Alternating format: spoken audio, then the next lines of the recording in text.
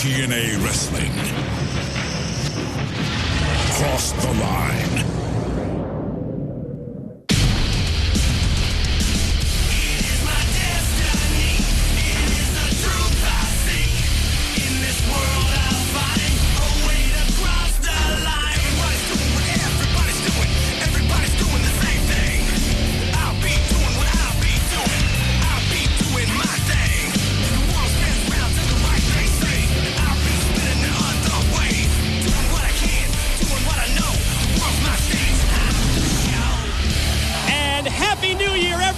From TNA, it's Mike Tenay and Don West welcoming you to this very special edition of Impact, featuring the most memorable pay-per-view matches of 2008. Tonight you will see Kurt Angle go one-on-one against Samoa Joe, plus Awesome Kong takes on Gail Kim, and the phenomenal AJ Styles versus the Icon Sting.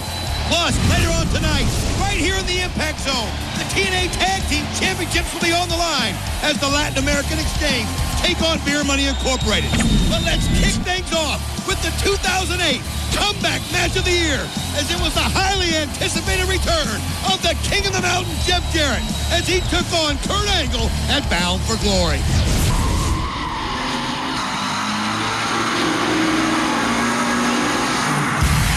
Ladies and gentlemen, Bound for Glory continues with this special grudge match scheduled for one fall. Introducing first, the special guest enforcer, a hardcore legend. Please welcome Mick Foley!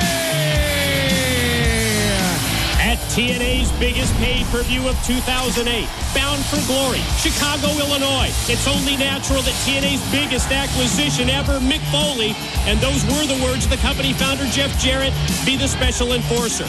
When you have a match like we are about to witness involving Kurt Angle and Jeff Jarrett, when you realize the emotions are at a fever pitch, you want to ensure that bottom line, the best man gets his hand raised, and that's why the hardcore legend will be that extra set of eyes at ringside.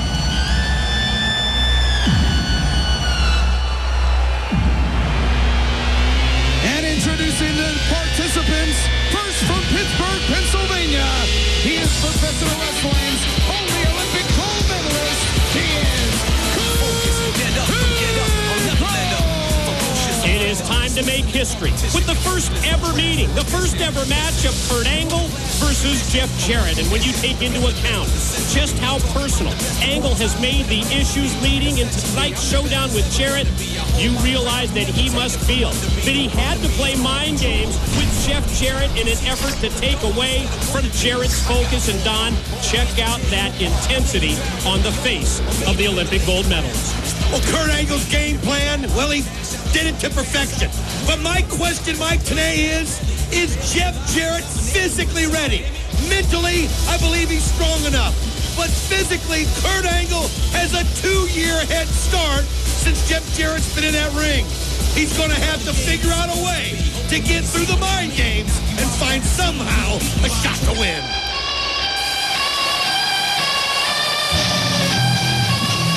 and his opponent from Nashville, Tennessee, the King of the Mountain, Jeff Jarrett.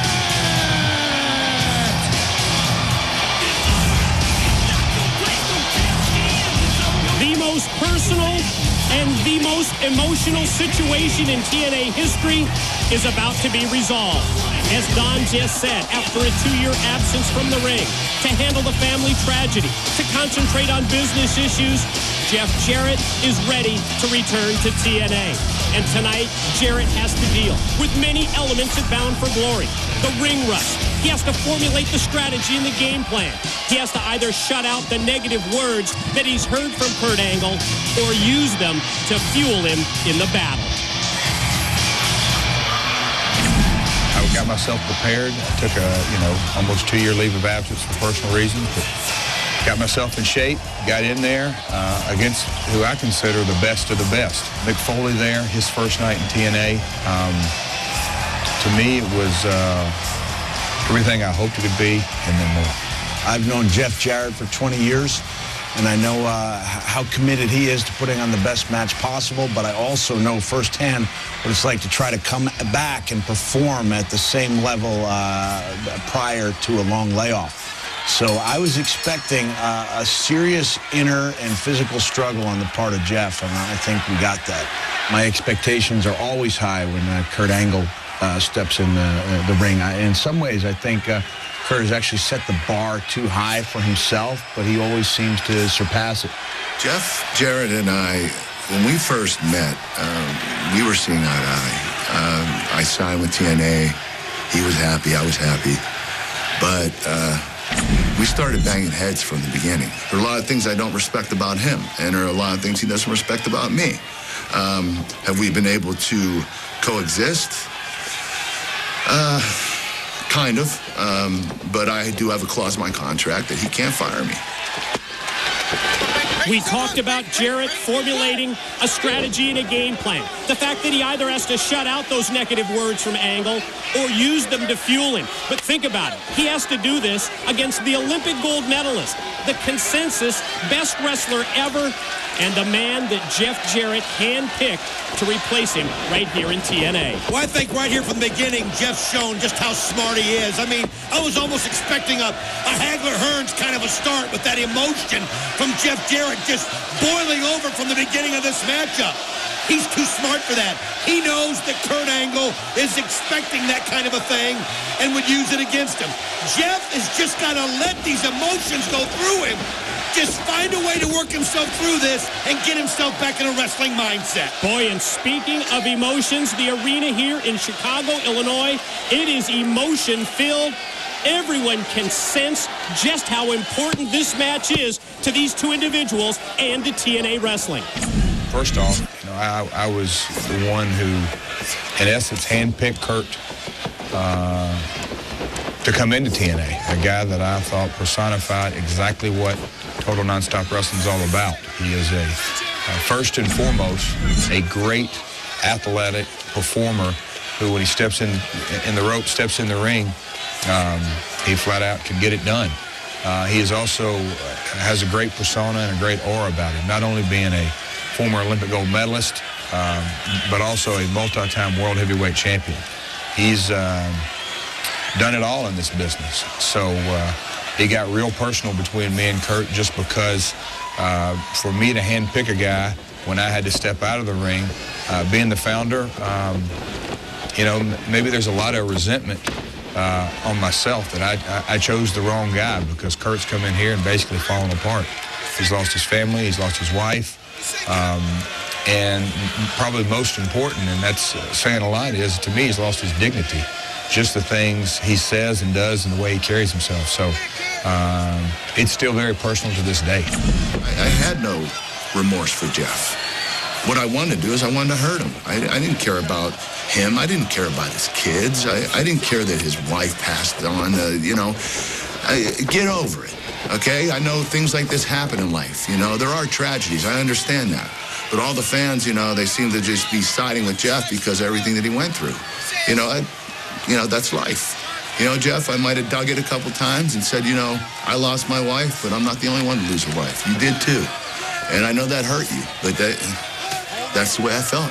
I wanted to go in there, and I wanted to beat up Jeff Jarrett, and I wanted to prove to him and everybody else that I am TNA on the franchise. It was Kurt Angle in control in the opening minutes of this matchup. But all of a sudden, it's Jeff Jarrett now taking command, and he's just back to the basics here, neutralizing Angle with the side headlock. You can just see the hard work that Jeff Jarrett's put himself through to get himself ready for this. And it's almost, you can feel that old cliche, it's like riding a bicycle. As Jeff, the more and more this match goes on, he's getting his legs, he's getting the feel of it, and he's able to kind of get control of Kurt. But as you see right here, Kurt Angle, the best in the world, can turn it around in a heartbeat. He can turn it around in a second, as those vicious uppercuts are an example. Jarrett with the leapfrog drops down, and Angles comes springing off the ropes. And the king of the mountain is ready. You saw the great leg extension connecting with the drop kick, and then right back at Angle. A clothesline that takes him down to the arena floor. This is just what Jeff Jarrett needs. This feeling of taking control. And here he is. He's going to fly. Does he do it? Oh, yeah, he lands right on top of the Olympic gold medalist. How about Jeff Jarrett going high risk? Slingshot into the crossbody block. And now it's Jarrett in the driver's seat. You can see the crowd, this incredible crowd here at Bound for Glory behind the King of the Mountain, 100%, and that's got to be driving him on as he sends Kurt Angle right into the steel guardrail. Boy, what impact that shot was. Chest first, goes Angle directly into the steel. And it looks like Jarrett senses that he needs to take advantage of this situation now, but he goes high risk a second time, and as you can see, he caught nothing but steel guardrail on the way down. Not only did he catch his ribs, he also caught underneath his right arm. As you see the special enforcer, Mick Foley, coming over to check on Jeff Jarrett's condition. I was expecting somehow, hoping, I'd say, to get involved. I certainly did not want my first appearance, and at the time I thought possibly my only appearance to consist simply of standing around watching a match. Mick and myself have a mutual respect. We've been down a long, tough road, but everything we've done in this business, we both feel like we've earned. We've earned our stripes. So for him to be a part of my match where I've had a 2-year layoff, it was very special, him being the special enforcer on the biggest stage of them all. I was very confident on defeating Jeff Jarrett. I knew I would have defeated Jeff Jarrett if Mick Foley wasn't the ring enforcer. I knew Jeff Jarrett put him as the ring enforcer to make sure that Jeff Jarrett won. You know, that's the problem with this company. Jeff Jarrett is protected. He's protected all the time. I think it's political. Jarrett rocks Angle with the enziguri, the kick to the back of the head. And now here comes the King of the Mountain. He goes airborne and crashes down right across the back, the head, and think about it, the neck of Kurt Angle. Well, here he is doing that Jarrett strut, and that's just a confidence booster, but that time it cost him as Kurt Angle nails him with the clothesline. Vicious shot by the Olympic gold medalist, and Jarrett is down.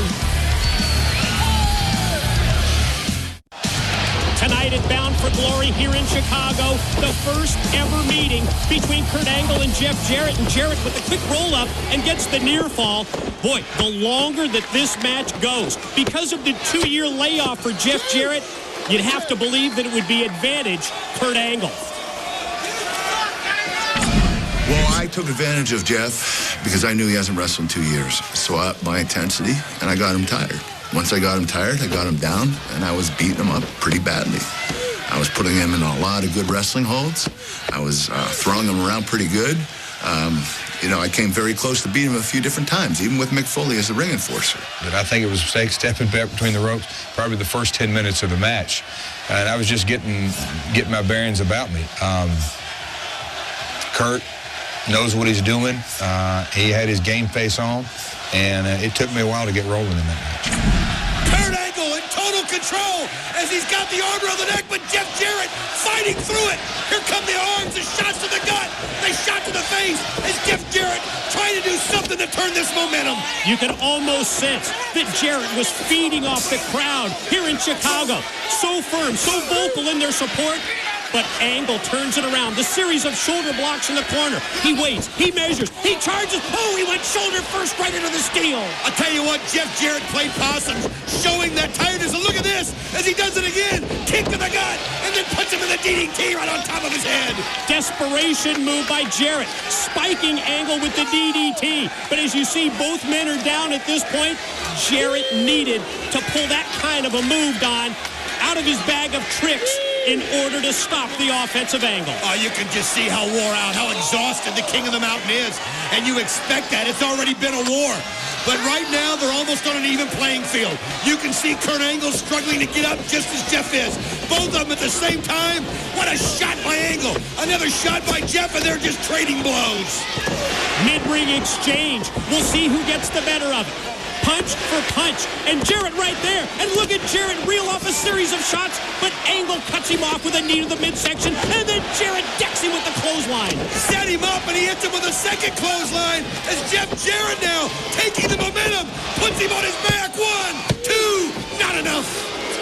Angle able to roll the shoulder. And at the same time as he gets to his feet, you see him back away from Jarrett to try and clear the cobwebs. Fires Jarrett off into the corner, but then walks right into the big boot. And then Jarrett tried to catch him with the right hand.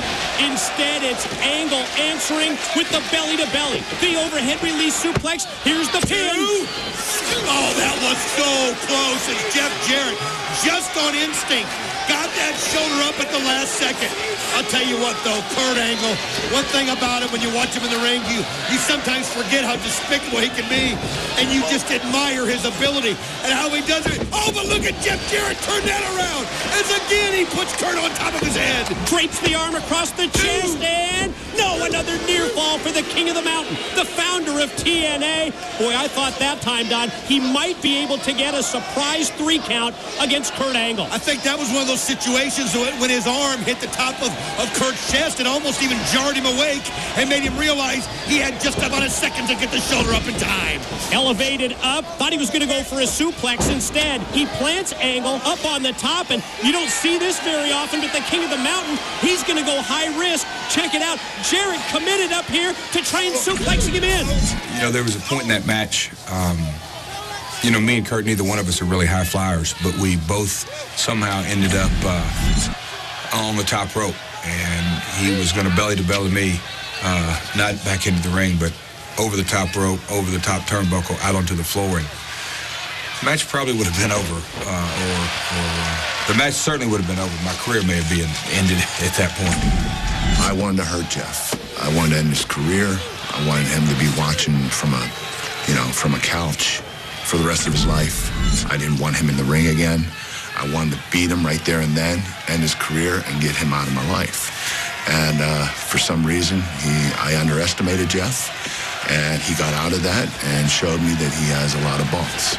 Jeff Jarrett grabs the foot, and now look at this, as he's taking the foot, and he's putting Kurt Angle with the figure 4. He's got it cinched in, and he's pulling tight. You can just see him straining, rocking back and forth, and you can see the pain on Kurt Angle's face. Listen to Kurt Angle scream. It's the specialty move of Jeff Jarrett. Could you believe beating Kurt Angle by submission? At one point in the match, Jeff Jarrett had me in a figure 4 leg lock, and it hurt like a son. It was probably as hurtful or as painful as my ankle lock. And there was a point where I did want to quit, but something inside me, I pulled down deep, and I did what I had to do to get out of that move. And I can tell you that I will never let Jeff get me in that move again. Kurt Angle just straining, trying to grab the rope, trying to break this figure 4 that Jeff Jarrett has in. Can he get close enough as Jarrett pulls him more to the middle? And you can see Jarrett holding on for dear life. In terms of using their specialty submission moves, Jarrett strikes first. He beats Kurt Angle with a punch before Angle can apply the ankle lock. It's Jarrett with the figure 4, but now Angle gets a rope break. It has been a very even, very competitive match at Bound for Glory. Jeff Jarrett, Kurt Angle, and Angle with one of his specialties. Suplex leads to a near fall. Wow, Jeff Jarrett just got the shoulder up in time and seemed a little nonchalant. That was instinct, but again, he goes right back to the German suplexes as Angle, and you can see Jeff just fighting there to get to his feet. Angle going to go for another pin. With the far leg hook, Jarrett shoulders down for only 2. Wow, so close again. You wonder how long can Jarrett hang in there if Kurt keeps on this barrage of suplexes. And we've mentioned this earlier. I think it bears repeating. You would presume that the longer this match goes, it's advantage Kurt Angle because of Jarrett's 2-year layoff. Went for the Angle slam. But Jeff Jarrett was ready. He caught him. He countered with the arm drag. I'll tell you what, every time you count Jeff Jarrett out, he disproves you wrong. As you can see him fighting there. Look at this. He's got him. No. Kurt's got him now. Kurt's got the ankle lock. And look at this. He's got it cinched in, and he's got it cinched tight. Earlier in the match, we saw Jarrett with his specialty, the figure 4. And now you have to wonder what could be going through the mind of Jeff Jarrett as Kurt Angle applies the ankle lock. Kurt's ankle lock, it's legendary. I think with his background and with his determination and just sort of his ruthless mindset going into every match, he cranks on it. At that point, I really wasn't sure which way the match was going to go. Jarrett reaching out, trying to catch the ropes and get the break. And at the same time, Angle digs down deep, uses his power and strength, and pulls him back towards the center of the six-sided ring. You can just hear the screams coming from Jarrett as he's just feeling that excruciating pain. How long before he taps? He's so close to tapping out. What a way for Jarrett to end here at Bound for Glory. But now look at him. Kind of like a push-up, and he uses it, he rolls Kurt Angle over, and he breaks the ankle lock. The perfect counter to Angle's ankle lock as Jarrett rolls through, but it's a wounded Jeff Jarrett now operating on one leg. Angle for the angle slam. And he hits it. This could be it. Here we go. 1, 2. Jeff Jarrett gets the shoulder up again. And you can see the frustration etched in the face of Kurt Angle. He wears Jarrett down with the ankle lock. He connects, he hits his patented finisher, the angle slam. But Jeff Jarrett is able to roll the shoulder before the 3 count. You can just see Jeff Jarrett, just the chest heaving as he's trying to get as much air in as he can. Anything to revive him. Kurt Angle realizes he's so close to victory. Gonna go up to the top rope here, try to finish off the King of the Mountain. And the crowd in Bound for Glory just standing in anticipation. Here he goes. Jeff Jarrett gets out of the way.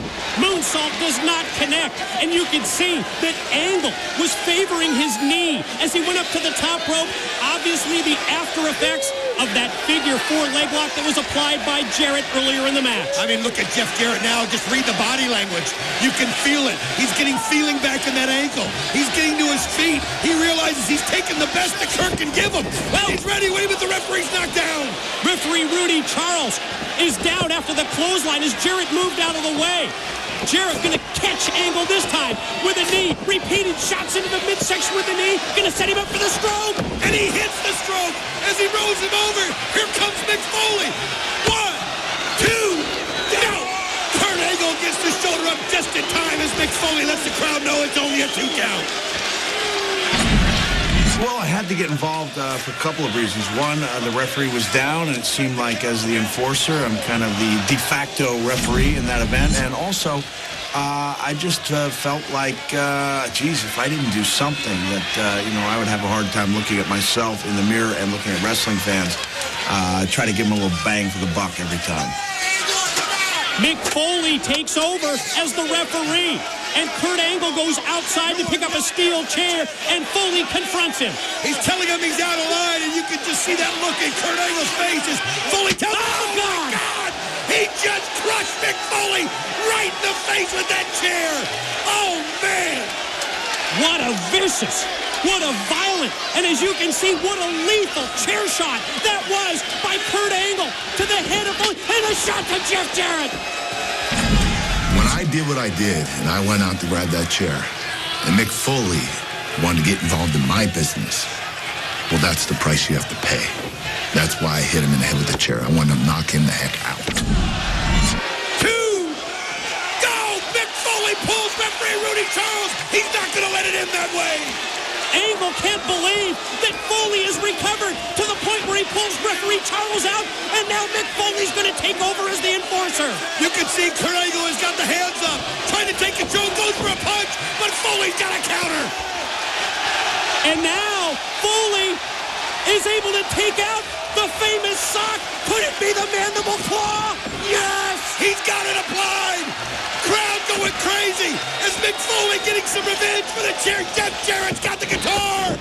Smashed him right on the head. Knockout blow from Jarrett's guitar.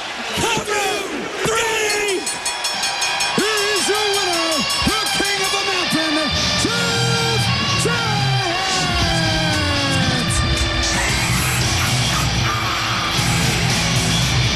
First ever historic meeting between Kurt Angle and Jeff Jarrett goes to the King of the Mountain. Let's show you what happened in the match. This is where the referee got knocked out. Then the wicked chair shot that you can feel all the way through the arena in Chicago. The shot to Jarrett's head. It looked like it was over. And then the mandible claw came into effect. Jarrett uses the guitar, crashing it down over the head of the Olympic gold medalist. And Jeff Jarrett gains the victory at Bound for Glory. For Jacqueline, for Jocelyn, for Jarrett, Jeff Jarrett's 3 young daughters in Hendersonville, Tennessee, this is for you. Still to come, it's the TNA 2008 Match of the Year, inside the 6 sides of steel. But up next, get ready for the TNA 2008 Knockout Championship Match of the Year. Gail Kim was the first ever TNA Knockout Champion, but her toughest competition arrived in the form of Awesome Kong. Gail Kim, a pioneer of the TNA Women's Division and first ever knockout champion. Awesome Kong, the most feared monster in the Knockouts division. These two women held an uncanny hatred for one another. Their first fight was a vicious battle. Gail would be lucky enough to survive as champion. The war had just begun. At Final Resolution, the rematch was set. It appeared that there was no way Awesome Kong could lose. But miraculously, Gail would again walk away with the title. The next week, on an iMPACT rematch, history was made. Let's take a look back at the Women's Knockout Championship match of 2008.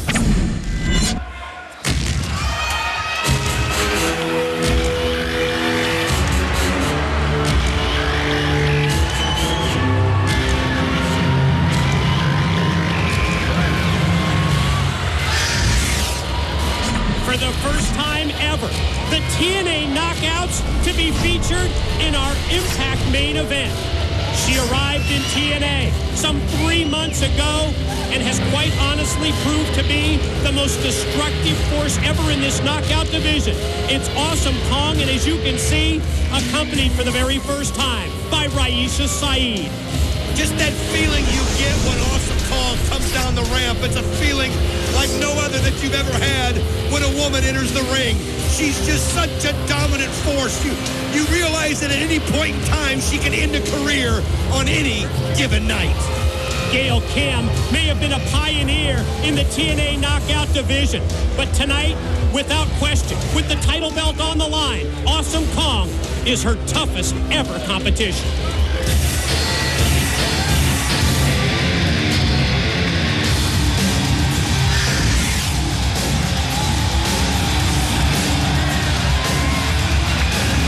It was back at Bound for Glory 2007 when Gail Kim became the first ever TNA Knockout Champion as she defeated 9 other competitors in a knockout gauntlet.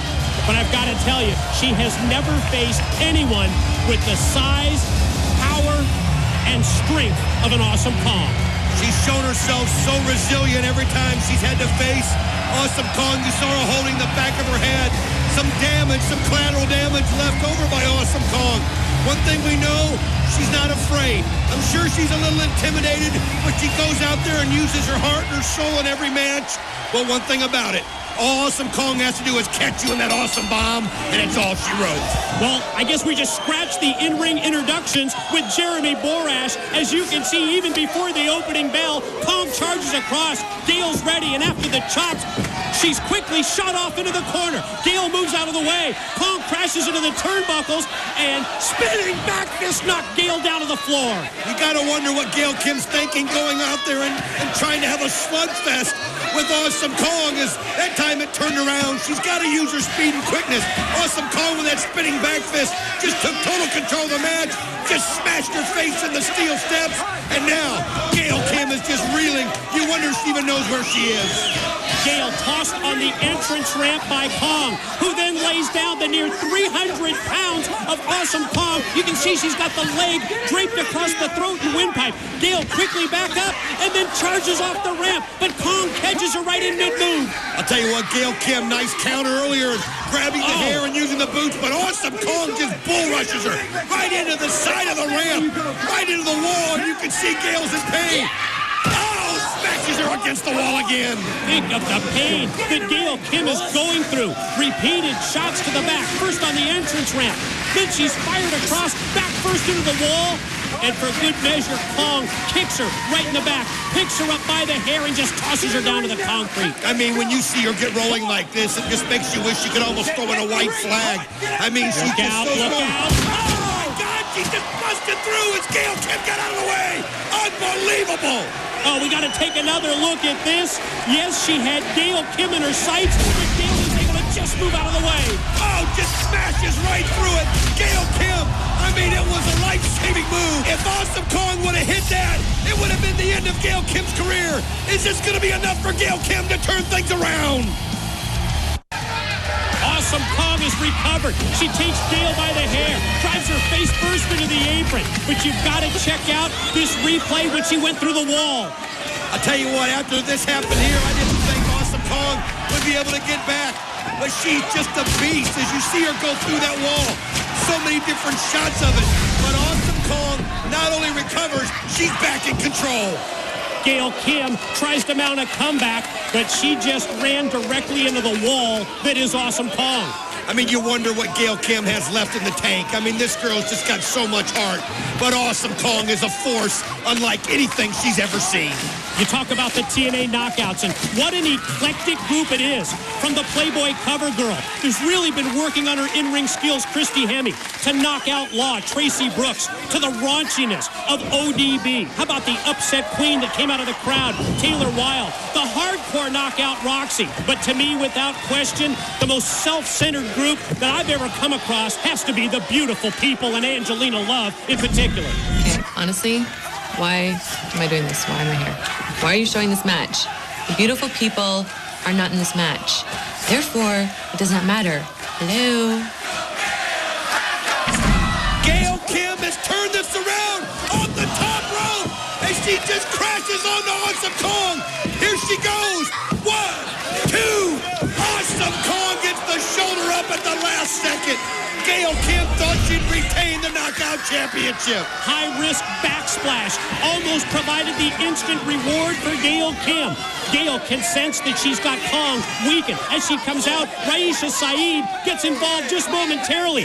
Gail's attention has been distracted. Gail goes back up once again. Kong back up to her feet. Here comes Gail from the top. Caught in mid-move. Kong takes her up. Oh, what a choke slam. The force. 1, 2. Unbelievable. Gail Kim able to kick out, and Awesome Kong can't believe it. I'll tell you what, though, Raisha Saeed, just that moment was enough for Awesome Kong to recover and get control. And Awesome Kong was on the verge of winning the TNA Knockout Championship for the very first time. Here she comes to the corner. Gail moves out of the way. Awesome Kong, her name fits her Awesome Kong is because she's all around an incredible female performer. She's big as a house. She moves. She can high fly. She's dangerous. And she outweighs the majority of us by a whole nother person. And if you see any of her moves are impactful. Gail Kim had a lot of heart, huge, big heart, but needed more than that to take Awesome Kong once again. Awesome Kong again cannot believe that Gail Kim is still alive, but barely. And Awesome Kong, that look in her face as she grabs Gail Kim by the hair, sets her up, wanting to just finish her with this awesome bomb. She's got her up high, but Gail's able to just use her momentum and roll through. Gail tries to fight back. After the forearm, she comes off the ropes, connects with a drop kick, but you'll notice that Kong is still on her feet. Gail now quickly to the far side, from the middle rope. In midair goes for the Hurricane Rana, but Kong catches, the awesome bomb. As Earl Hebner goes to count, Awesome Kong picks her up again, and another awesome bomb. And Awesome Kong picking her up again. Oh my God! Oh my God! This has got to be over. Ladies and gentlemen, here is your winner and new TNA Women's Knockout Champion, Awesome Kong!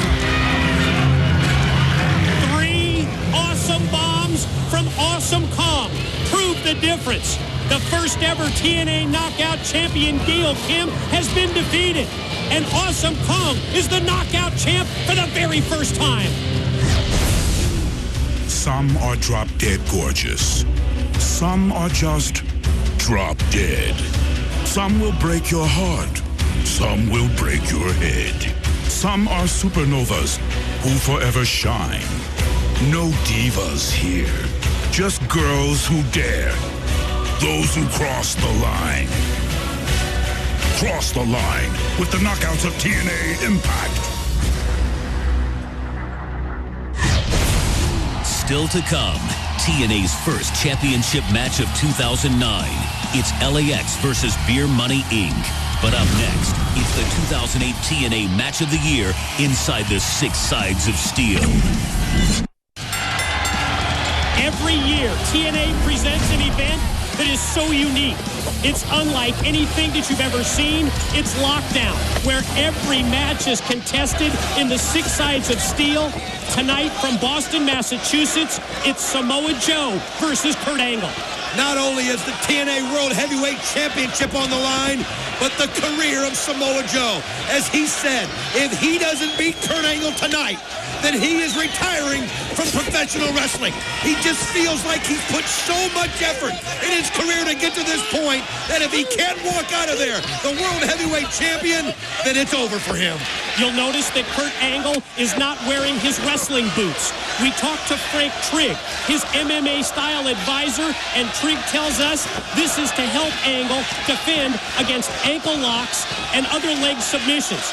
By the same token, Samoa Joe has trained with the UFC's Marcus Davis for this match. Both men are ready because there's so much at stake.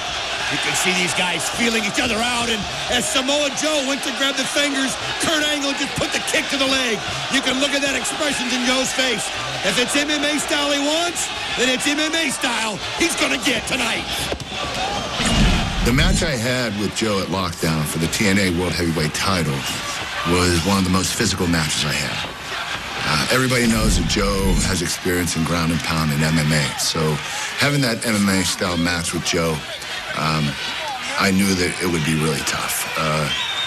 Do I have a lot of respect for Joe? No. Going into that match, I wanted to beat the living hell out of him.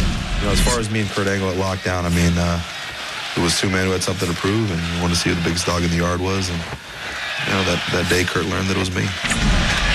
Angle so impressive as he shoots in, takes down Joe, and then tries to get those shots, those punches, those forearms in. But notice how well Samoa Joe is blocking the offense of Kurt Angle. Well, Samoa Joe also able to get over there and get his hands on the ropes. One thing about the 6 Sides of Steel, though, it is just so unforgiving. It really is the great equalizer. It's something that when it comes into play can turn a match around that quickly. You have to always be aware of it, because if you find yourself going face first in the 6 Sides of Steel, it's like hitting a wall of metal, a wall that these guys describe as unbearable pain. I think the 6 Sides of Steel, they're wild. It's a wild match, and I think it's unique in that only the very best athletes can really prosper in there. 6 Sides of Steel, for example, would not have been a good match for me, you know, when it came to like pulling my own body weight and suspending in air. Maybe not a strong point. So I love watching guys do things that I could not do, and that is definitely the case in the 6 Sides of Steel. The 6 Sides of Steel is so dangerous is because you have so many things that you can do in that ring. There's not just 4 sides, there's 6, many more options. It's one of the most dangerous matches that you can actually be in. Anytime you're in a cage environment, I mean, you know, I call it kind of the ultimate test, because I mean, there's no excuses. It's you and your opponent in the ring. 2 of you are going to walk in, and 1 of you is going to walk out. And I mean, for a lot of people, it's a very intimidating type of thing. But for me, I mean, I thrive in those situations. I mean, there's no excuses. We've peeled away everything. It's me versus you, man against man, and we're going to find out who the better man is. Samoa Joe, the challenger. Kurt Angle, the TNA World Heavyweight Champion. And not only does Samoa Joe look to become TNA World title holder for the very first time, you also realize, Don, in the back of the mind of Samoa Joe, he has to be thinking about gaining revenge, about gaining payback, because the 18-month winning streak, the undefeated streak of Samoa Joe, when he started here in TNA, it was derailed by Kurt Angle. I'll tell you what, it's one of the greatest rivalries that I've ever seen. These guys have just been on a crash course against each other from the beginning. And, I mean, you always look at their styles and you think to yourself, Kurt Angle, Samoa Joe, who's better? Who's the man now? And right now in this cage, they're trying to prove it. As you know, I mean, Kurt rededicated himself to, you know, decided that he wanted to give it his best showing. Trained with some good people, but so did I. You know, I had Marcus Davis, accomplished UFC fighter. You know, some of my good boys down at LA Boxing, and we just we figured stuff out, man. We got a good regimen set up, and we got ready for anything Kurt could have thrown at us. You know, I went in there, and all I wanted to do was beat the hell out of Joe. That was my goal. So my mindset training for it was, you know, I was seeing red the whole time. All I wanted to do is go in there, get Joe down, beat the hell out of him, and make him tap. Angle wears Joe down. You saw the key lock, and Joe gets the rope break. Kurt unleashes a vicious offense, started with the knee, and then punctuated with punches, rights and lefts to the head of the challenger, Samoa Joe. I tell you what, Kurt Angle just relentless with those blows. As you can see, Samoa Joe just seems to be out of sync as Kurt Angle in total control of the situation, holding on to the neck, taking out the oxygen, beating Joe in a game that you figured Joe would have the advantage of. Imperative here for Joe to get back up to his feet, to get back to the vertical base. And he does. And now it's his opportunity to gain a little bit of distance and to have those punches become more effective. As he comes off the ropes, however, Angle is prepared. He takes him overhead with the release suplex. I mean, the strength of Kurt Angle is so evident. Here he goes. 1, 2. Not enough as Samoa Joe gets the hold of the ropes. Great ring awareness, knowing where you're at all time. And you have to be that way when you're inside the 6 sides of steel, and especially when you're in a match with the Olympic gold medalist. Kurt Angle absolutely relentless in his offense, and you got to give him credit because up to this point in the match, his game plan, his strategy has been perfect. Samoa Joe is an incredible athlete at the same time. Very difficult to get down, very difficult to keep him down, and very difficult to inflict pain on. So I have to add more intensity into my matches when I wrestle Joe.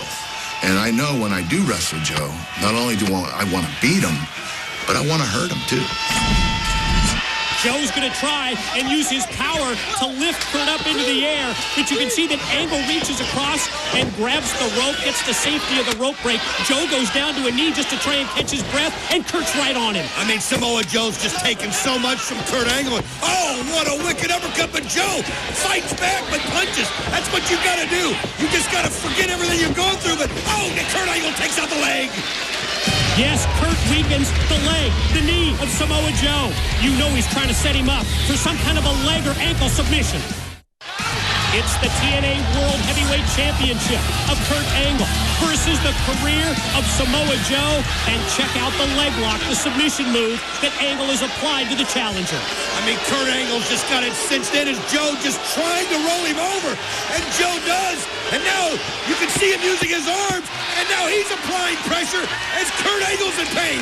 Kurt Angle's screaming, but he grabs the ropes.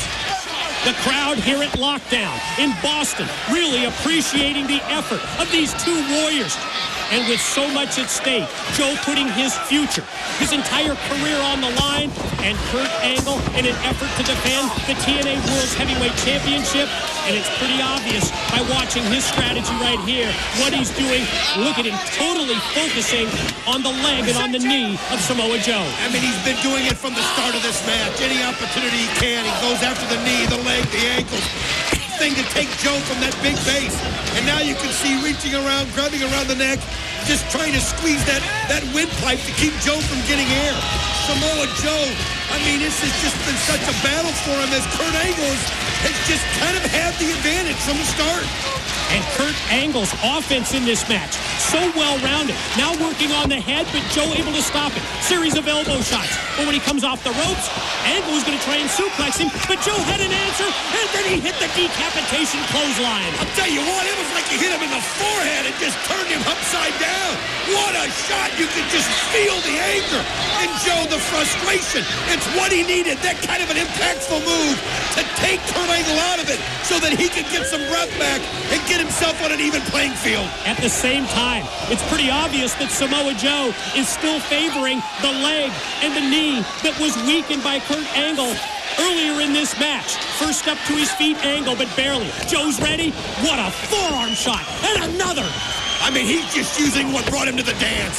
That pure power that makes Samoa Joe such a vicious killer. And then he goes up and takes that knee, puts it right to the chin, and you can feel this thing turning around. Samoa Joe goes back, but nice counter by Kurt Angle. Oh, he got the foot up high. What a kick. Muscle buster on the way. Gonna try and take Angle out of the corner. No, but Kurt rolls through right into an ankle lock. Oh, this isn't any ankle lock, however. You're putting an ankle lock on the powerful Samoa Joe. am working on different ways of people not being able to get out of my ankle lock. I think Samoa Joe's the reason why. If anybody's been able to endure it more than anyone else, it's been Joe. Joe is so powerful that when I get that lock in, if he ends up rolling out of it or kicking out of it, I can't hold on. So it's one of those things when I grab it, I need to sink it in, throw my legs in, lock it, and keep him dead right in the middle of the ring. And the next time I wrestle him, that's what's going to happen. Look at the power of Samoa Joe as he just slams Kurt Angle to the mat. 1, 2. Do we have a new world champion? No, we don't. Angle barely able to get the shoulder up before the 3 count from referee Rudy Charles. Angle right back on him again and rakes the eyes. The shortcut by Kurt Angle is quickly derailed. Joe caught him with the boot, and Joe's going to go with the offense here. There's the powerbomb. Pin. 1, 2. Kurt Angle at the last second, but look at this. Joe just goes with the momentum, and now he's got the submission move cinched in and pulling back. Look at him put the pressure on the legs of Kurt Angle. And at the same time, he's got his knee in the back of Angle. Kurt trying to fight through the pressure. Referee Rudy Charles checking to see if Angle's going to tap. Oh, Kurt Angle's got his hand out. Unbelievable to make Kurt Angle tap. Inside the 6 sides of steel, Kurt just crawling to the rope. He's got his finger on it, but Joe pulls him back to the middle. Oh, what must this be like? To be trapped, to be tortured in the STF by Samoa Joe. Samoa Joe got me in a Boston Crab and turned it into an STF. It seemed like forever. Joe didn't just throw that on me and just take it easy on me. He really threw his weight into it. He tried to break me in half. And when I look back at that match, I highly regret that I even enabled him to get either one of those moves in. Now that I know that Joe has more arsenal than I thought he had, I'm well aware of what Joe can do and how dangerous he is. So next time we get in that ring, it won't happen. Angle fighting through the torture, fighting through the pain, and at the same time that Joe has the submission hold on, you see that Kurt is able to roll through, and again he's got the grip with the ankle lock. It's amazing how he can recover. I mean, it's why he's simply the greatest in the world, as he's able to somehow get through that pain, that excruciating pain that Joe was applying, and turn it into his favor as he's got the ankle lock again. But look at Joe using that weight to his advantage, and he rolls Kurt over to him so he can get the grip on the face again. Cranking on the head and on the neck of Angle. As you can see, the TNA World's Heavyweight Champion in trouble at this point, trying to fight through that pain, and Joe senses, realizes, here he's got the crossface applied. He's got the arm seized at the same time as he cranks on the neck of the champion. Oh, pulling back, and Kurt Angle just trying to fight to get loose, trying to get his head loose so that he can get some kind of a grip to where he is. He's going to tap. Oh, he's now trying to pull the fingers loose. It's desperation on Kurt Angle's part. It's all that Angle can do, and you see he just crawls and reaches across and gains the rope break that time. And boy, Samoa Joe has just been relentless with the submission moves, charging his Angle, but Joe's got him one more time, and now he's got the armbar. I'll tell you what, Joe just the reaction that he had as Kurt came flying at him. Joe is actually looking at the ref and reaches in and got that armbar applied, and Kurt now has got to wonder what he can do as this guy is now dominating the Olympic gold. Now, wait a minute. Unbelievable. Kurt counters it into the Angle slam. Cover. Leg hook. Here's 2. No. What a recovery that was by Kurt Angle. Think of the position that he was in. The crossface applied. The arm seized. Able to reverse it, catch Joe completely unaware, and then almost get the pin and almost retain the TNA World Heavyweight Championship. He's got to go right back to what made him famous, as Angle once again goes back to the ankle lock and check out the ring positioning, dead center in the middle. Kurt, I mean, he knows what he's doing. He knows how to cripple a man. He knows how to hurt a person. And, that ankle lock doesn't get any easier to take. I mean, over the months and months of having it locked on you. So, I mean, there are several moments in there, but I knew I couldn't. I mean, that was my night. That was my opportunity, and I'd kind of fallen short on a couple previous to that, and I was going to fall short on this night. Samoa Joe trying to grab the ropes. If he taps, then he has to retire. And you can see he's not quite ready to do that, but Kurt Angle seems to, wait a minute, Joe able to grab the shorts, pull Angle down, and look at him. He's got that coquina clutch, that rear naked choke. Submission move applied. Angle fighting through the pain. And he's got the referee grabbed by the shirt. He's got Rudy Charles, and he's hanging on for dear life while Samoa Joe is trying to squeeze the life out of Angle with the rear naked choke. It's just desperation, but Kurt Angle able to use the referee to pull him towards the ropes. Unreal. But you got to do what you have to do in a situation like that. And that's all he could think of. He was just reaching and trying to clutch on anything. Just shows you what a high-stakes match this is with the TNA World Heavyweight title and Samoa Joe's career at stake. Gonna go for the Angle Slam one more time, but it's blocked, and there goes Kurt Angle face first into the steel cage. I'll tell you, you could just feel that impact. And there's the super kick right to the jaw. As Samoa Joe now getting the momentum, feeling it, trying to set Kurt Angle up, trying to apply that muscle buster. Here he goes. He's got it up. Out of the corner, Angle in trouble. There it is. Muscle buster. Joe cover. Count one, count two. Got it. Got a new world champion. Ladies and gentlemen, your winner and new TNA Heavyweight Champion of the World, the Samoan Submission Machine, Samoa Joe.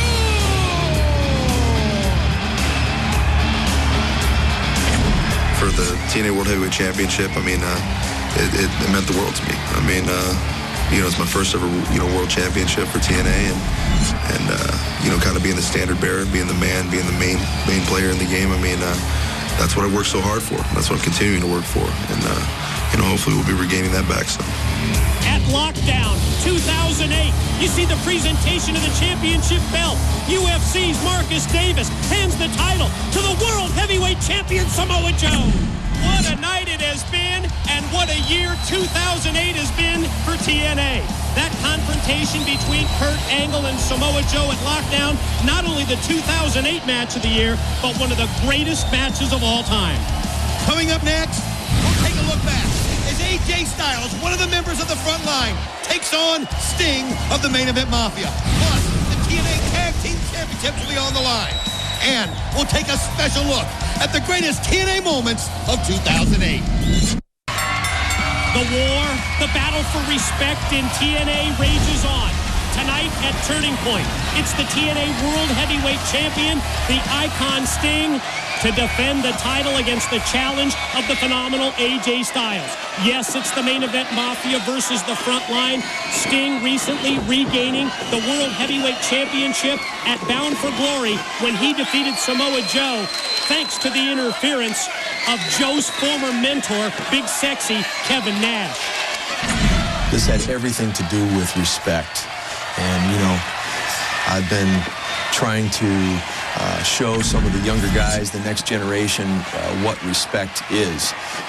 It's what I had for a Ric Flair and the Four Horsemen. It's what Mick Foley had for Terry Funk. It's what, the guys in my generation, it seems, are the last ones that realized that somebody paved the way for us. What was at stake was, of course, the World Heavyweight title and the respect that he keeps talking about. I really don't know where he's coming from. I've always respected Sting. Well, I did respect Sting.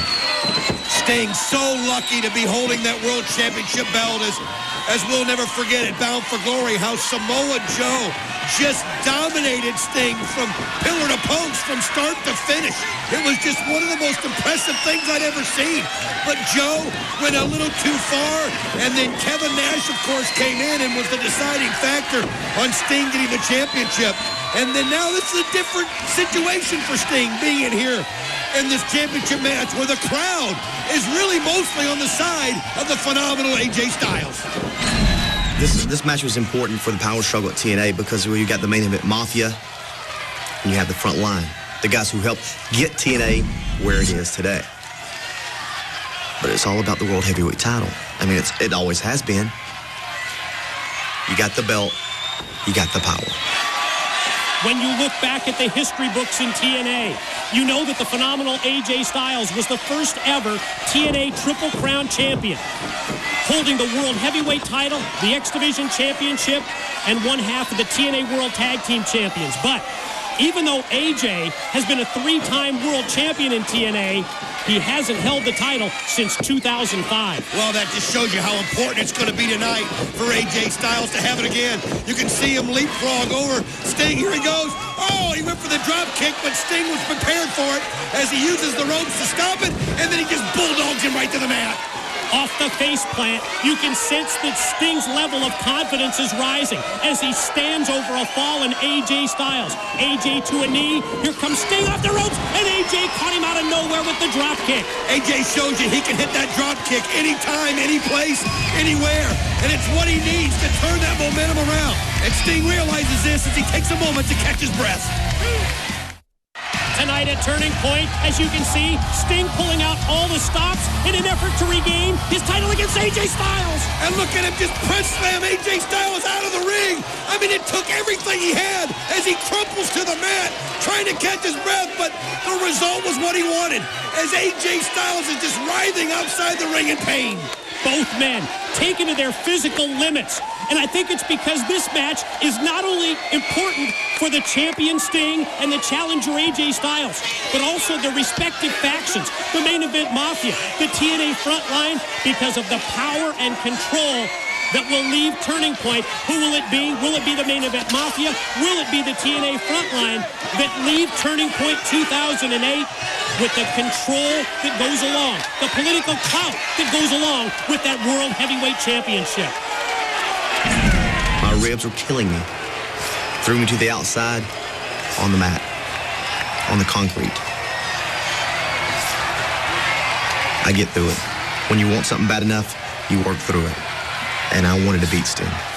It was more than just trying to punish AJ. That wasn't my ultimate goal. My ultimate goal was to try to teach him something. That's all I tried to do. And to his credit, he never said, I quit. And I never said that he wasn't a great wrestler. He is a great wrestler. But I'm trying to teach him something. He's like this far away. And I know I'm going to get him if I keep on keeping on. AJ able to dig down deep and connect with the backbreaker and momentarily turn this match in his favor. AJ Styles, though, still in pain from that shot from the rail on the ribs. And you can see him trying to do the hip toss, but look at this. Look at this as Sting moves the leg around, gets it wrapped around AJ's leg, which leaves the side of AJ exposed, and he just brings the chops right down into the ribs. Perfect strategy to follow up on the injured ribs of the phenomenal AJ Styles. And think of this battle for respect between the main event Mafia and the TNA Frontline. It goes back to Victory Road, Samoa Joe versus Booker T. It goes back to Hard Justice, Kurt Angle and AJ Styles. And now tonight at Turning Point, it comes to a head with the TNA World Heavyweight Championship at stake as AJ tries to break the abdominal stretch applied by Sting. I mean, just putting that elbow into the knee, anything he can do to make Sting focus on something else to loosen his grip for a second. It seemed to work, but then Sting just puts AJ high up and his neck lands on the top rope. Hot shot, slingshot style move by the champion, the icon Sting, and AJ continues to be in trouble. The pain that's going through his body because of the injured ribs, but at the same time, how it affects his wind and how it affects his breathing. AJ Styles maybe had the wrong game plan. Maybe he should have used his high-flying moves that he's used so well, but I think he wanted to beat Sting in his own game. As you see these shoulder blocks just go right into the stomach and take the air out.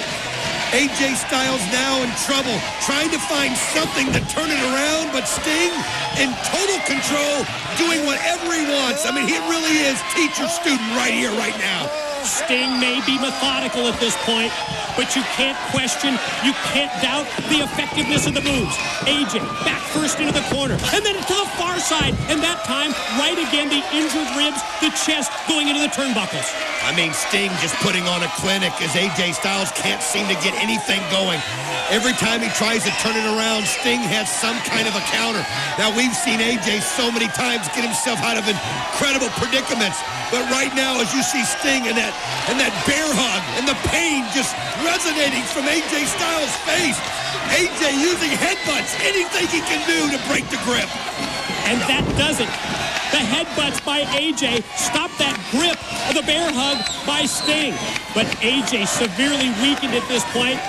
And Sting, the veteran, goes right back to what's worked for him the entire match. Continue the beat down. Continue the offense. Focus on the injured ribs of AJ Styles.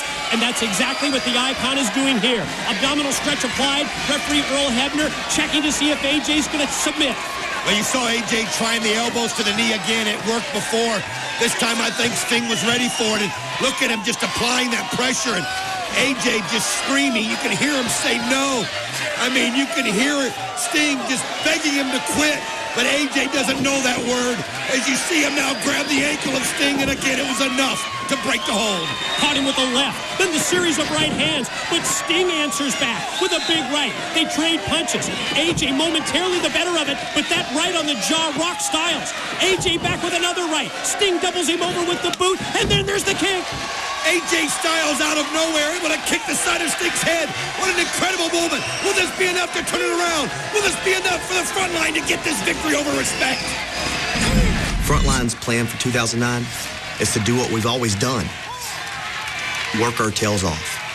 Be the best that we can possibly be inside and outside of the ring. That's what we do. That's why TNA is here, because of guys like that. And we're going to keep on doing that very same thing. And trust me, TNA, it'll be back to normal in no time. The offense by AJ, doubly effective. Not only taking down Sting, also giving him the recovery time to try and catch his breath. And there you see the backdrop suplex by the Phenomenal One. AJ Styles trying to get to his feet as Sting in the corner. AJ just looking for that opportunity and to use that agility that he has such an advantage of. And look at that shot to Sting, and here he goes. Flying forearm with authority as he came down from the ceiling. 1, 2. Sting gets the shoulder up just in time. Boy, AJ had all the momentum on his side. He went springboard, connected with the forearm shot, but not able to put away the champion yet. Suplex attempt, suplex takeover. AJ on it, lateral press. Here's 2 and no. Again, Sting able to get the shoulder up at the last second, but one thing about it, though, this has got to be giving AJ Styles confidence. This has got to be giving AJ Styles that reason to believe that it's in his grasp as he's able to kick Sting off. AJ now taking control, but he committed, and Sting able to get out of the way, and there's a Scorpion Death Drop. Went for the Scorpion Deathlock earlier. AJ countered, but AJ has no answer for the Death Drop. Rolled over, arm extended. 1, 2, go! Barely, and I mean barely, did AJ get the shoulder rolled in the opinion of referee Earl Hebner. Look at Sting, quickly to the top.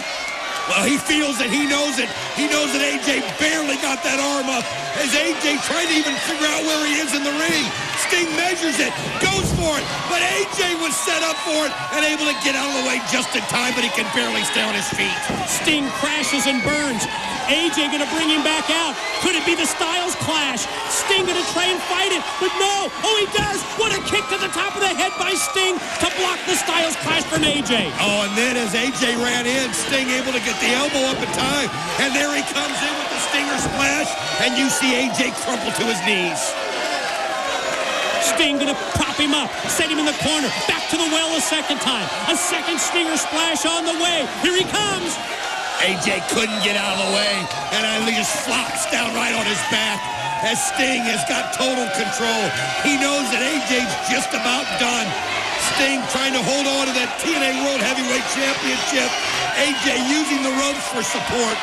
Sting on target with the first 2 Stinger Splashes. Here he comes a third time, and again he connects. And AJ in severe trouble at this point. Again, it was the ropes that time that saved AJ Styles. If he hadn't had his arms linked around him, I think he'd have flopped down, and that'd have been the end. Now Sting trying to end it all, placing AJ up top where he wants him. Maybe to set him up for a suplex here, a superplex, and end this whole thing, and AJ realizes it. It's like he's coming to, and he's fighting it off.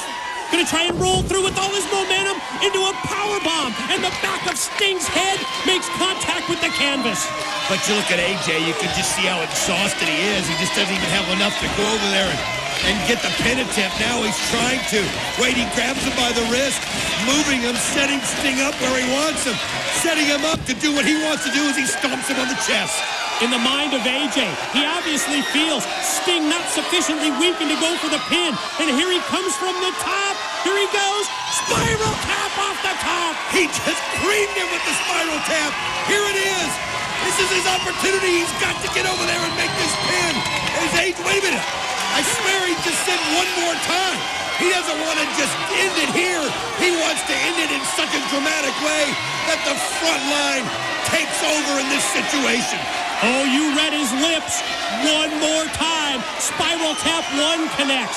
AJ again, going all the way up to the top. Wait a minute. Here comes Kurt Angle. Here comes Booker T, representing the Main Event Mafia, and AJ decks them both. Well, they know that if he hit that spiral tap a second time, not only would AJ Styles be the champ, but he could end Sting's career. And he goes for the Pele, but he misses. First time I've ever seen him miss. Side roll, 2, 3, and Sting does it.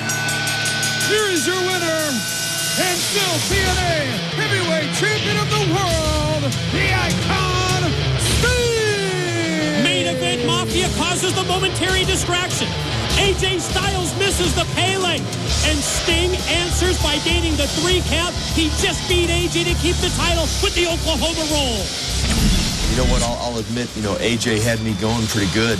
I didn't see anyone from Main Event Mafia come out. That is until I watched it back on tape. I saw the guys come out, and of course they talked to me after the match as well. But when I watched it on tape, it kind of backfired on Main Event Mafia because AJ pretty much had his way. But, I was going to seize the moment. Well, all the other stupid things that come out of his mouth, I guess that was the next, him cheating. He can say what he wants, whether or not he did or didn't. The proof is in the pudding. I mean, it was your match. Not only in mine, but in Joe's. Think about that. Kevin Nash, Scott Steiner out to join the post-match celebration.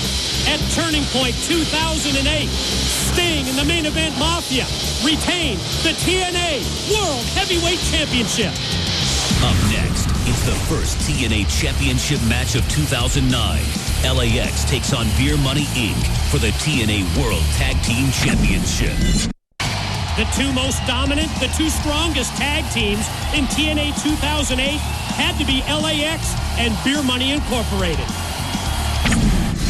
2008 will go down in history as one of the greatest years ever for TNA's elite tag team division. It was a year that saw LAX return to glory as the TNA World Tag Team Champions.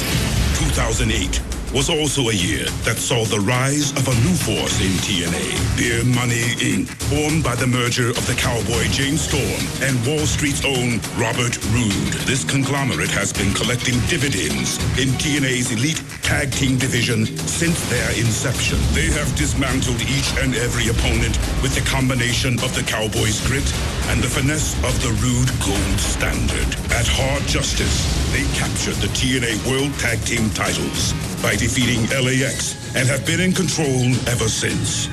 The feud between these 2 teams has been legendary.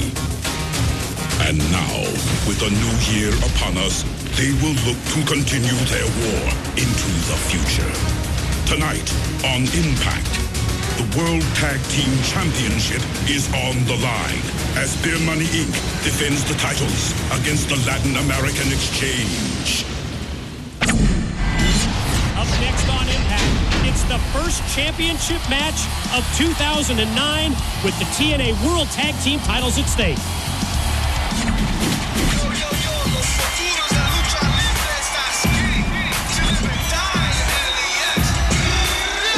And Happy New Year once again from TNA. We hope you have enjoyed this very special iMPACT presentation featuring the best matches of 2008. And now we open the new year at the iMPACT Zone at Universal Studios in Orlando, Florida, with the first championship match of 2009. And TNA management selected the 2 most dominant teams of 08 to square off for the title. Sorry about your damn luck.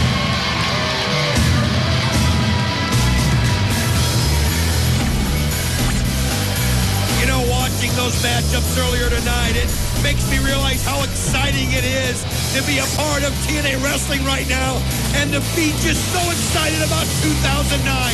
I mean, all the great things you've seen in 2008, We can't wait to do it again. And what a way to start it off. The tag team champions, Beer Money, defending against the Latin American Exchange. One thing about Beer Money, though, we saw them develop in 2008. We saw this team absolutely come together, become so cohesive. As you see James Storm driving another one of his neat little contraptions that he seems to always have, the Cooler Mobile or whatever that is. But one thing about these guys, they really have gelled. They really do know what the other one's going to do and where the other one's going to be at all times. And it's why they've held these tag team titles for so long. Fans in attendance here at the Impact Zone, definitely enjoying the way that we bring in the new year. You see the Tennessee Cowboy James Storm celebrating with a cold one. Make the commitment now. Make your New Year's resolution to be a part of a live audience here at Universal Studios in Orlando, Florida, to watch TNA Wrestling. All the details on how you can join us here in Orlando at our website, TNAWrestling.com. I mean, it's just the time to be a part of it, and it's so easy to get here and so easy to be a part of the Impact Zone. As you see James Storm put that shoulder to Homicide to kind of start things off. James Storm, Robert Roode, they have been TNA World Tag Team Champions since August of 2008. And, of course, their first reign came at the expense of the Latin American Exchange. I'll tell you what, though, as good as Beer Money Incorporated is, I still feel that LAX may be the most complete tag team here in TNA. I mean, they just have a little bit of everything. You have speed and Homicide, that incredible strength in Hernandez, plus that edge that LAX brings, that gang-style mentality. They're just fearless. They're not afraid of anybody. I mean, they really are fighters. They really are warriors. Homicide and Hernandez looking to regain the tag team titles that they have held on 3 previous occasions. Homicide the cover. Storm quickly kicks out before even a 2 count. Well, you can see right here that double underhook as he just sends him right over the top of his head as Homicide shows that he knows how to use a guy's momentum to his advantage and sends him right over to Hernandez, who meets James Storm's face with his shoulder. Big Supermax slingshot into the shoulder block. Going to catapult Storm up into the air. Homicide drills him and then takes down Roode off the apron. Here comes Homicide for the backsplash on Storm. Oh, just put it perfectly. And here goes the pin attempt. 2, not enough for Storm able to kick out. I want to remind you that Jeremy Borash, our broadcast colleague, has all the scoop. Text TNA to 81676 and get the latest breaking backstage news first from TNA Mobile. Knife edge chops by Robert Roode as you can hear him through the Impact Zone, but Hernandez telegraphs it there, and you can see Robert Roode using it to his advantage, but whoa, unbelievable. The strength of Hernandez. Let's show this again. Watch how far he sends Robert Roode flying. Look at the impact of the shoulder block as Hernandez takes Roode and just fires him across the ring. Follows up in the corner and tags into Homicide. You'll notice that he keeps the 5 count in order, keeping Roode there. Now Homicide in, jumps right into a big elbow. This kind of corkscrew style as he puts it right into the chin of Robert Roode. And these guys are so well, they tag in so quick, they know how to work off each other, but Robert Roode, just something simple as getting a knee into the gut, can turn it around, but Homicide ready for him. Gonna elevate him up, catches him with the suplex. Oh yeah, gonna maintain that grip and control. Suplex again, and now tag into his partner. Here comes Hernandez. They've got Roode in a weakened state, elevated up onto the shoulders, a big Supermax. Now this is how well they work together, and backbreaker right on the shoulder of Hernandez. 1, 2. I mean, this guy's strength, how nonchalant was it for him to be holding Robert Roode up on the shoulder? The man really is incredible. And look at how quick in and out these guys are. The tags are keeping the opponent in their side of the ring. They're making sure that they dictate everything that's going on right now as LAX in total control. Homicide puts on the brakes, takes Roode up and over, and Robert Roode goes all the way out to the concrete. Here comes Homicide, he's gonna fly. And there is the tope con hilo as he nails Robert Roode perfectly. And now he decides, hey, I might as well celebrate. And like many of you did last night, Homicide pops a cold one to bring in 2009. We are ringing in the new year, the first championship match of 2009 for the TNA World Tag Team titles. and all of a sudden the complexion of this match has switched to the champions. Beer Money Incorporated, a Storm gets a near fall on Homicide. They have the edge over LAX. Well, that's what they do so well. They can take a lot of punishment and they can give it right back. And when a window opens, they go through it. Oh, you can see Homicide got the tag in, but I don't believe referee Earl Hebner saw it, and he didn't. And he's telling Hernandez he's got to go back to the other side of the ropes. Boy, that was perfect timing by Robert Roode to distract the official. Yes, it's been all Beer Money since the break. Well, you can see there it was Jacqueline that got herself involved that allowed Storm to hit Homicide in the back of the head, and then the neck breaker by Roode, and there they work together. The double team on Homicide. TNA World Tag Team Champions James Storm, Robert Roode, still in control. You see the backdrop suplex by Roode on Homicide, and another near fall for the champs. Frustration on the part of Roode gets right in the face of referee Earl Hebner. Well, Homicide's taken so much punishment here as he's got to get Hernandez in this matchup. He thought he had him in earlier.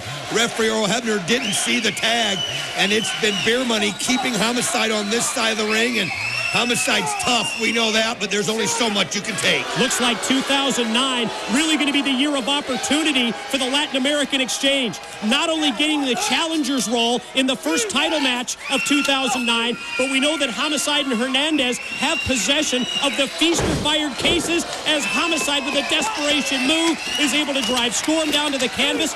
Homicide has an X Division title shot, and Big Supermex Hernandez has a shot at the TNA World's Heavyweight title whenever he wants to cash it in. I mean, think about it. LAX wins tonight. They'll be the tag team champions. And then if they win on their respective title shots, LAX can hold every single belt in TNA. Don't forget also that Jay Lethal, also a winner of Feast or Fired, he will get a tag title shot when he wants to with his partner Consequences Creed. Boy, there is so much depth, so much competition in the ranks of the tag teams here in TNA as we see Hernandez cleaning house, the big scoops and slams for both members of Beer Money, and how about a dual drop kick? I mean, think about the tag teams. You've got Beer Money as the champs. You've got LAX. You've got Matt Morgan and the Monster Abyss. Jay Lethal, Consequences Creed. Team 3D, well, at least Team 3D until Brother Ray was taken out of play by the Main Event Mafia. Brother Ray put on the shelf. Hernandez uses his T-shirt, sends Roode across the ring. Running clothesline just nailed James Storm. And Hernandez just running forward with that momentum. Robert Roode able to get the boot up just in time, but Hernandez, that strength is just unreal as he's got a hold of him, setting him up, and power bombs him down. Sit out, power bomb, there's two, no! Storm comes in to barely break it up. I mean, James Storm was just in time as Hernandez had it finished, and look how he pulled Storm into that clothesline. And now he tags Homicide. Homicide saying, hey, let's work together. And he's just gonna toss him in on his own as Homicide takes them both out. Beer Money down like bowling pins as Homicide shot into both Storm and Roode. Uh-oh, Homicide set out to the floor. Hernandez turns his attention to the Tennessee Cowboy. Gonna lift Storm up, position him up on the top rope. Jacqueline from outside looks on. Hernandez climbs up. Hernandez going to try and use the power game here against Beer Money Incorporated to get LAX the tag titles, and there's the suplex. Oh, I'm telling you what, it was incredible as the distance that Storm had to fall. And then here comes Robert Roode, though, in with the spine buster as he knew Storm was done, but Homicide turns it right around into his favor. Homicide connects, caught him with the gringo cutter, motions to the crowd that he's going to go to the top floor, and from the top rope, here he comes, went for the splash, but Roode rolled out of the way. I'll tell you what, Robert Roode just had great ring awareness as Homicide didn't hesitate for a second, but now Storm holds him up, and Roode comes in, grabs the head, flips him over, and 1, 2, not enough as Homicide gets the shoulder up in time. Still life left in LAX. Latin American Exchange looking to become 4-time TNA World Tag Team Champions, but Beer Money Incorporated really taking it to the challengers. Another double team move, but it's blocked by Hernandez, but Roode doesn't realize it. Yeah, Hernandez is there. They tried to finish him off. Now look at this. As you can see, Hernandez using Homicide, and he just jumps off the shoulders into the DDT, and you see Robert Roode flopping in the mat. Elevated his own partner. Homicide on target with the DDT, and here comes Supermex. Oh, look at him fly right over the top rope on the James Storm, and there's a strong splash. Here we go. New tag team champions. Not enough. Not enough. Maybe a little nonchalant at the end. LAX on the verge of victory. Keep your eyes on Jacqueline with that title belt. Here's the replay. Supermex over the top. And watch this as he's just able to get that full extension onto James Storm. Here was the frog splash, but he just at the last second, he was a little nonchalant. Robert Roode's got the belt in his hand. Jacqueline slides it into Roode. Roode swings and misses. Homicide not only connects with the kick, but gains the title belt. There's the knockout blow. We could have new champions. Turn around, Earl. Count 1, 2, no! Oh, we gotta see this again. How did Robert Roode get that shoulder up? There's the shot from the belt. 1, 2, and look at that. I mean, that's barely getting it up in time. Uh-oh, Jacqueline got the steel chair. Oh, there's the last call super kick by Storm on Hernandez. Homicide go behind on Roode into the roll-up, but the referee's distracted outside. Homicide's got him pinned. Oh, man, Roode kicked him off into Jacqueline, who had the chair in place. Now, here we go. 1, 2. Beer Money holds on to the title. Here are your winners and still TNA World Tag Team Champions, Beer Money. And what a year 2009 is shaping up to be. From the depth of the tag teams, to the X Division, to the TNA knockouts, and of course, the ongoing battle.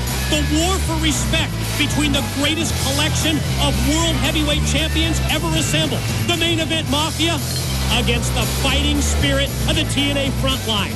Add in the involvement of executive shareholder Mick Foley, TNA founder Jeff Jarrett, and 2009 is going to be unlike anything you've ever seen.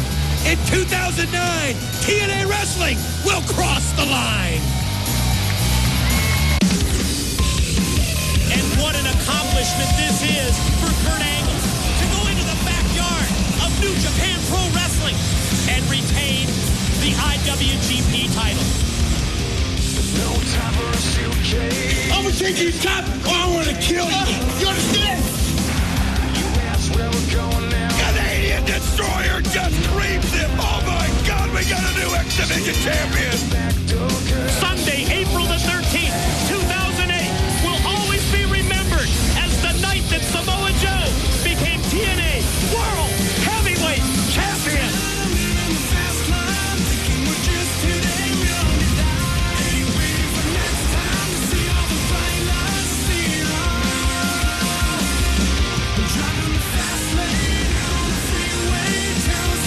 The era of Awesome Kong begins tonight. You've got to be killing me! Biggest upset in TNA history. The next time you stick that thermometer up my ass, there's gonna be hell to pay, you son of a bitch. Pushing down on Sunset, then when racing along, bury me. Oh, yeah. Now, the man that you're gonna marry tonight is not Jay, it should be me. What the hell did we just see? The minister just pronounced AJ Styles and Karen Angle as man and wife from the world-famous Hard Rock in Las Vegas. TNA is live in HD. Suicide comes alive at Final Resolution.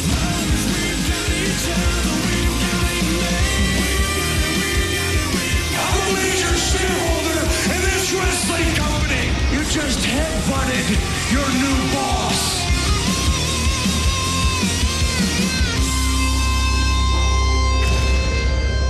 You don't want no part of this pain that I've been wearing for the last 2 years. Fueled by 2 years of pain, Jeff Jarrett is able to defeat Kurt Angle. Why is Sting doing this? The single most important thing that separates the men from the boys is respect. Here's to the main event Mafia. It is called the TNA Legends Championship. History repeats itself again. 2008 at Bound for Glory in Chicago. Sting becomes TNA World Champion. TNA talks about crossing the line. Well, what I want to know is, do you have enough balls to cross that line and come out here and stand with me and Joe? A war is what you want. A war is what you got. Nobody messes with the main event Mafia. When it comes to the main event Mafia, this is their playing under thin